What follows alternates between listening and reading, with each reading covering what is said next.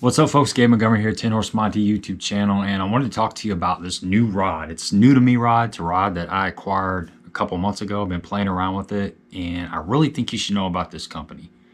I found out about the company about a year ago, and I had not fished the product until about 2 months ago. By the way, this is the Virtus Jewel rod that I'm getting ready to talk about a little bit. This is the EMA Red Diamond. It's got a Winn Grip. They also make it in cork. 7'2" swim jig rod, medium heavy, very nice. Heard about the rods, but it wasn't until I made a trip down to Bull Shoals about 2 months ago that I actually got to fish with the rods. I was invited by Dale Colvin to jump in the boat with him for a couple days, and he said, just come on down, man, don't bring anything. Well, that's kind of like telling a baseball player to not bring his favorite bat or his favorite glove. Of course, I brought my stuff down there. When I got down there, the first day we got out on Bull Shoals, beautiful lake, by the way, love that place, cannot wait to go back. But he had all these Virtus rods on the front deck, and I'm like, these are kind of cool, never really fished with one. So he's like, jump up here, throw one around. I grabbed the 7'2", it's actually the one that I ended up getting, the 7'2" swim jig rod, and we were just, fishing really deep with the jigging rat, or poly jigging rat, for these really deep fish. Really nice rod, really responsive. I was impressed with it. A little bit later, we started running the Winn, and we were fishing a rock crawler, and that's when I got to fish the 7'2" deep diver. It's a crankbait rod. Man, that thing is really sweet. It launches the bait out there. It's effortless. I mean, I've got several nice crankbait rods, but this one really got the bait out there really nicely, even in the Winn. So I was impressed with that, and I'm like, well, let me try this other one. So we started fishing a Demiki rig out deep, and it was the 7-foot medium spinning rod. I was throwing a shaky head on that a little bit and then dropping Demiki rig. Really nice rod as well. And then I also got to fish the jerkbait rod, and they have like a 6'8" jerkbait rod. We were live scoping some fish, and I got to play around with that. Really nice. So of the 4 rods that I fished, they were all really sweet, and that's pretty cool. Very rarely do you have the opportunity to fish, several different actions of a rod lineup on the same day and really get a feel for them. And they were all really nice.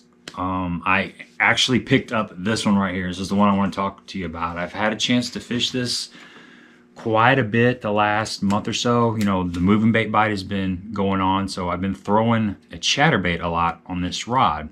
And this is this 7'2" medium heavy fast swim jig rod, Red Diamond. They make this in a Winn Grip. They make it in a cork. They also have the Blue Diamond, which is at a little bit lower price point. Now, I didn't get a chance to fish that, so I can't really speak about that. But this rod here is super sensitive. I've got some pretty sensitive rods, and this one is right up there with my most sensitive rod.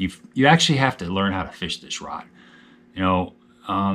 Whenever you get a rod that's very sensitive, if you're not used to having a sensitive rod, you just pick up everything. It amplifies everything.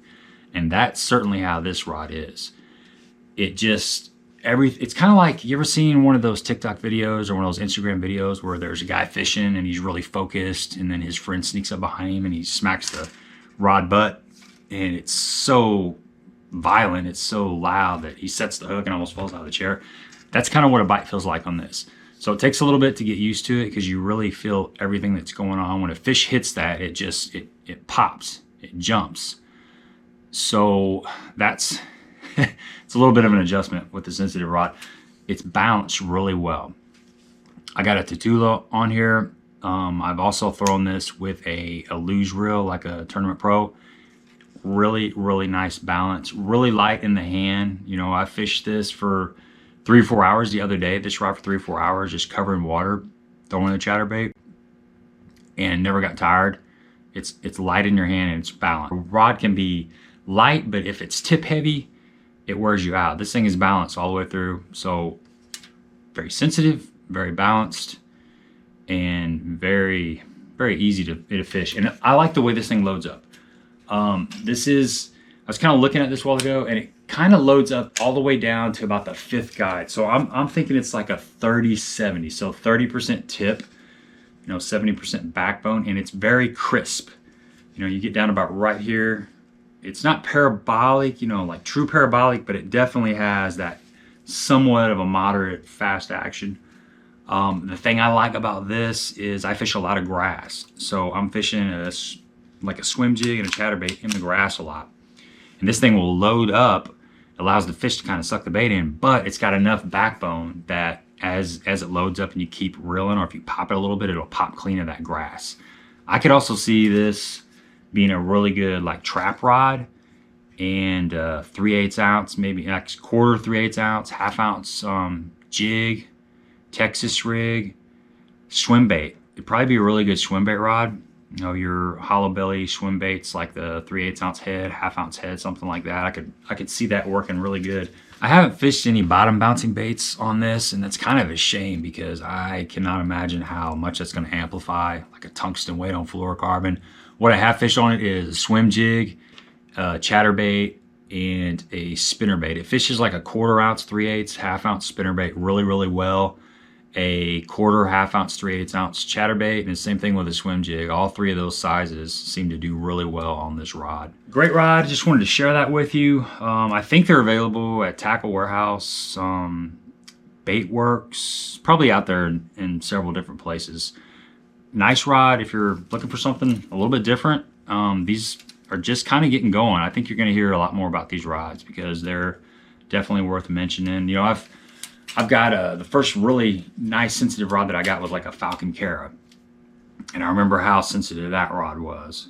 And I've got some other loose stuff that I fish, you know, all pretty good rods, but this is more, to me, this is a little bit more sensitive than like the Falcon Cara. It's just got that, it's crispness and something about the lightness of it. You know, when a rod is really light in your hand, it seems like it becomes more sensitive.